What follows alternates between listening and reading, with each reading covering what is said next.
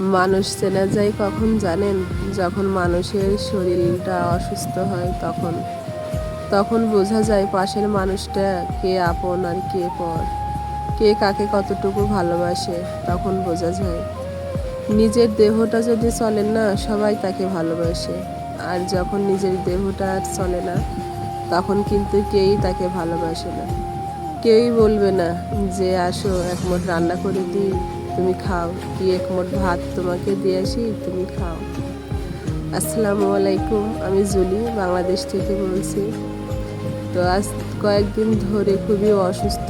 তো এই অসুস্থ সবচেয়ে আপন কি হয় জানেন? সেটা হচ্ছে মা।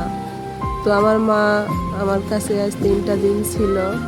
সে ধরো আমার সমস্ত কাজ, আমার শরীরের যত্ন নেওয়া, আমার বাড়ির কাজকর্ম, গরু ছাগল সব কিছুই আমার মা দেখাশোনা করেছে। তো 3 দিন পরে সে বাড়িতে গিয়েছে। আর এখন হচ্ছে আমার মেয়েটা এখন আমার হাতের কাজের লাঠি বলতে পারেন। তো আমি যতটুকুই করতে পারছি বা পারছি না, ততটুকু আমার মেয়ে করে দিচ্ছে।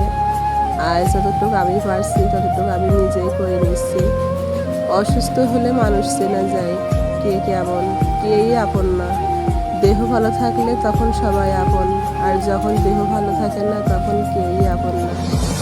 আর আমার কাছে সবচেয়ে বিরক্তিকর কাজ হচ্ছে এইটা, ওষুধ খাওয়া। আমি একদমই ওষুধ খেতে পারি না, জানেন না। আমার ওষুধ দেখলে আমার দম বন্ধ হয়ে আসে। আমি ওষুধ খাওয়ার জন্য কিছু সময় আমার অসুখটাও ভালো করে ফেলি, বলি যে আমি একদমই পুরাটা সুস্থ। সবাই ভালো থাকবেন, সুস্থ থাকবেন, খোদা হাফেজ।